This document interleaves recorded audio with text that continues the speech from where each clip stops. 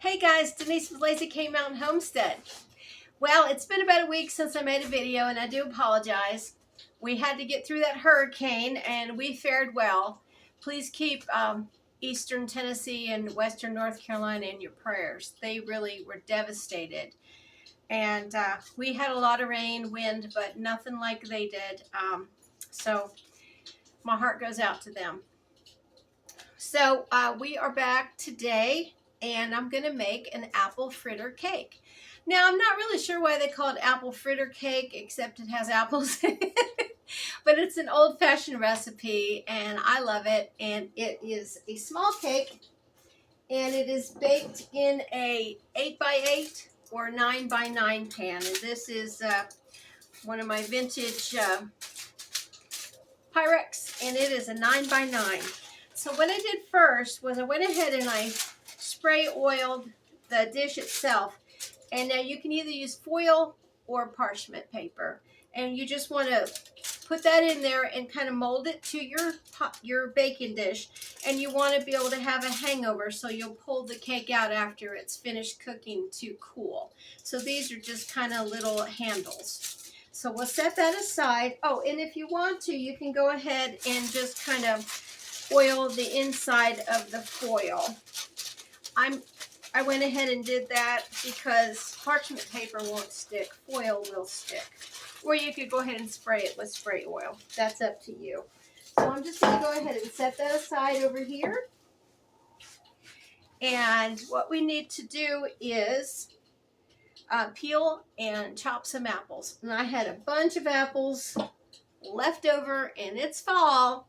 So I thought, let's go ahead and start making our apple recipes, and I have a lot of apple recipes coming. Willis and I usually take our annual trek down to Pikeville, Tennessee, to Wooten's Apple Barn, or Apple House. I've heard it called both. I think it's Apple House. And we usually get about 3 bushel boxes of apples, and I put them away. And last year I made applesauce, and these are canned apples I'm going to use. You can either use applesauce or in this instance I'm using canned apples that I'll just smush up with a fork. Unsweetened. Okay, so what I'm going to do is I'm just going to go ahead and peel and chop these. Of course, you want to peel and core them and then chop them into little bite-sized pieces, and you want 2 cups. So I'm going to go ahead and go off camera to do that, and I'll be back. Okay, so I've got my apples all peeled, cored, and cut into chunks, and these are bite-sized. So we're just going to set them aside. Now the recipe, of course, will be in the description box like I always do. What we're going to do, and I've already done it, I put my 1 3/4 cups of all-purpose flour. Let me see here. 1 1/2 teaspoons of baking powder. 1 teaspoon of ground cinnamon, 1/2 teaspoon of cardamom, and I added that because I just love it. And 1/2 teaspoon, a 1/2 teaspoon of salt. So I'm just going to go ahead and whisk this together. Whisk, had a lisp. All right, so I'm going to go ahead and just put this in my mixing bowl. And to that, I am going to add all these apples. And I'm just going to go ahead and toss them with my hands. Now, if you ever make a homemade apple pie, this is kind of along the same lines. You just kind of toss and make sure all your apples are nicely coated. And we will set this aside. So I'll go ahead and set that back here. I've got my oven preheated at 350. Okay, so now we're going to go ahead and put the wet ingredients together. Whoops, I had an escapee. Let me put it back in there. Okay, so what I'm going to do is move over to the mixer, the stand mixer. If you have a hand mixer, you can do that too. The recipe says to mix this for 2 minutes, so I'm not going to do it by hand. I mean, you can if you want to, but I'm going to go ahead and move over there. Okay, so over here at the mixer, we're going to go ahead and put 1 cup of packed brown sugar in the mixer.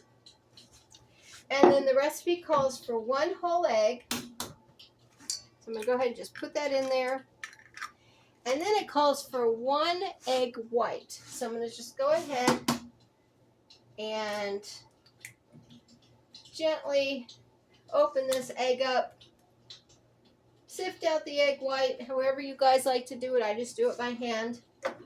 And I'll set aside that egg yolk for some other recipe. Put it over there so your egg yolk is the Lone Ranger. And we are going to whisk this together until it's light and fluffy. I went ahead and locked my mixer down. There you go. So you can see it.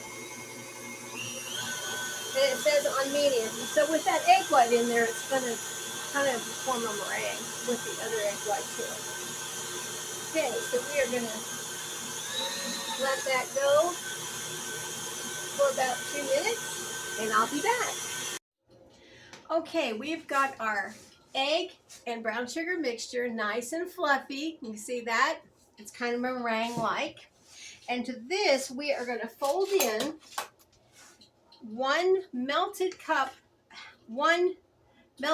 cup of butter. Now I'm using real butter.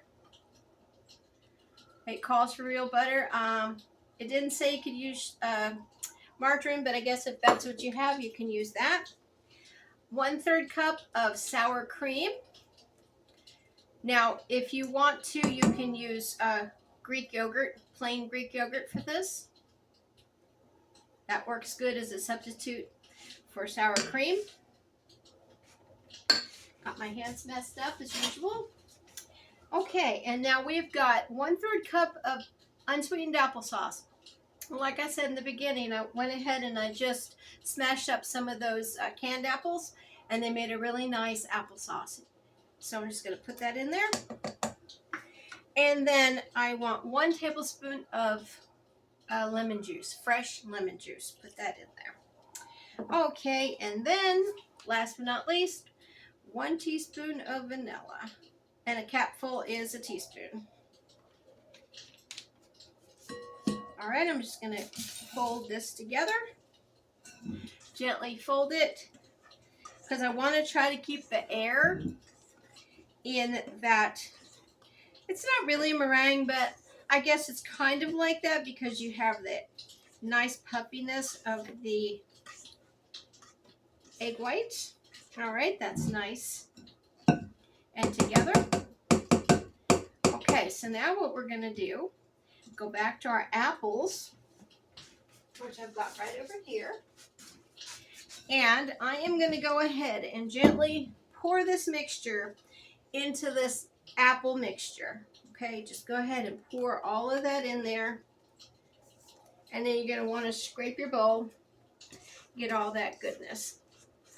And we are going to, once again, fold this together. We're not going to mix it. We're just going to fold it to just keep all of that lightness of this cake. All right. Put that over here. And we're just going to gently fold it together. Now it's going to be kind of a rough or chunky dough or batter, but we want to get it as mixed up as we possibly can without any flour streaks left. So I'm just turning it over and folding it gently, lifting up and trying to get all that flour incorporated into the liquid batter that we just poured in there. And you'll see you've got some apples that are not coated yet with the liquid, and you want to make sure they're all coated. Because if not, it'll just be a floured apple. Okay. Just going to keep turning this until I don't see any more apples that have flour on them. Okay, now I think that looks good. Now we are going to bake this at 350 for 40 to 45 minutes until a toothpick comes out clean. Now this also has a glaze for it. Then that'll be 1 cup of powdered sugar to 1 to 2 tablespoons of milk. So I'm just going to go ahead and pour all of this into this 9 by 9 pan.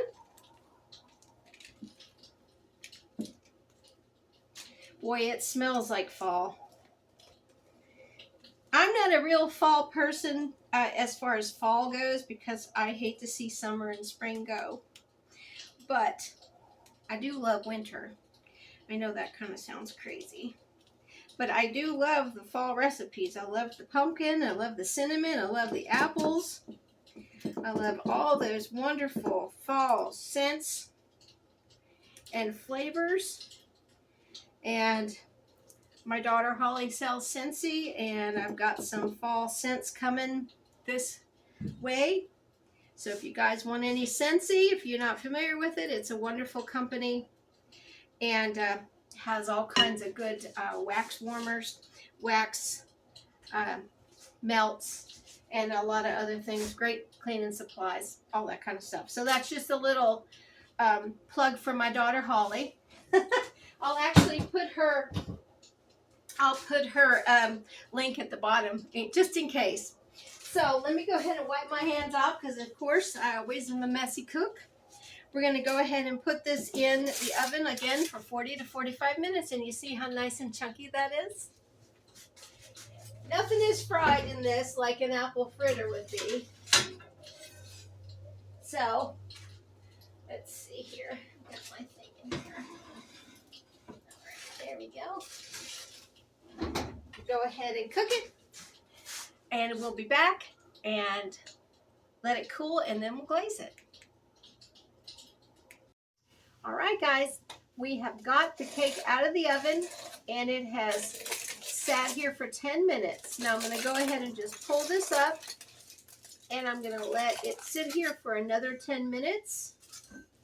And I'm going to just pull this away a little bit so you can see how nice the cake is. Oh man, it smells so good. It smells just like fall. Wow. I guess this could kind of be along the lines of a coffee cake, I guess. Boy, it sure smells good. So what you're going to want to do in the meantime, you want to get your 1 cup of powdered sugar ready. And 1 cup of milk, 1 cup of milk.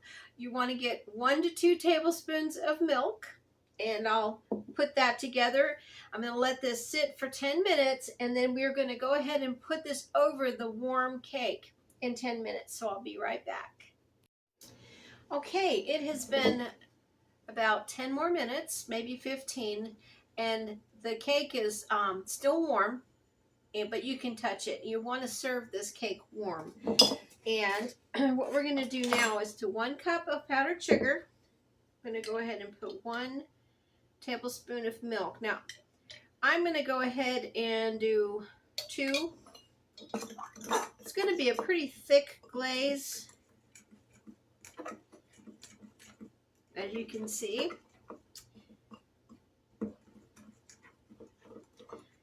I actually may have to add a little bit more because it's too thick.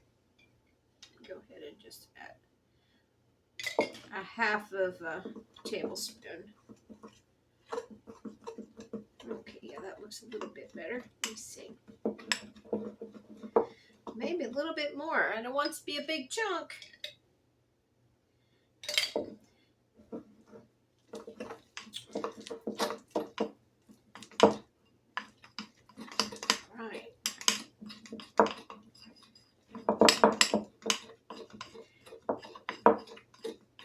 Alright, that is a really thick glaze. So what we're going to do is we're just going to pour this on here. And because the cake is warm, it's going to really spread nicely. If you don't want this much glaze, you don't have to. But I am just going by the recipe. I found in one of the old church cookbooks. Everything was pretty decadent. In all those church cookbooks, it's like everything is like over the top sweet and just full of yummy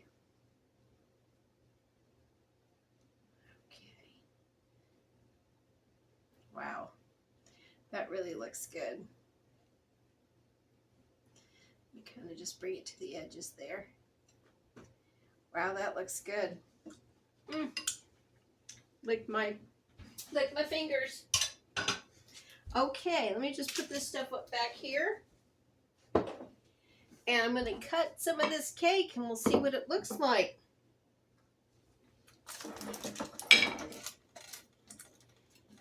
Well, I guess we'll just, there we go. Now it is chunky. Kind of a big piece so you guys can see what it looks like. I will let it cool and put it in the freezer because I don't need to eat all this cake. But, so I didn't quite cut it as good as I should have, but there you go. That looks really good. You can smell those spices. All right, well, let me get a fork and taste this. I'm sure it tastes delicious. All right, let me try that.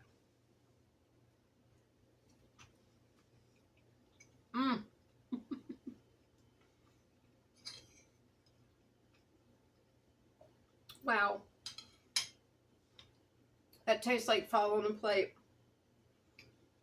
If you love apples, this is definitely the cake for you. My goodness, look at that. That is so good. Well, I hope you guys will give this recipe a try. Thanks for tuning in. I hope you like, share, and subscribe. And we'll see you real soon with another video. Bye.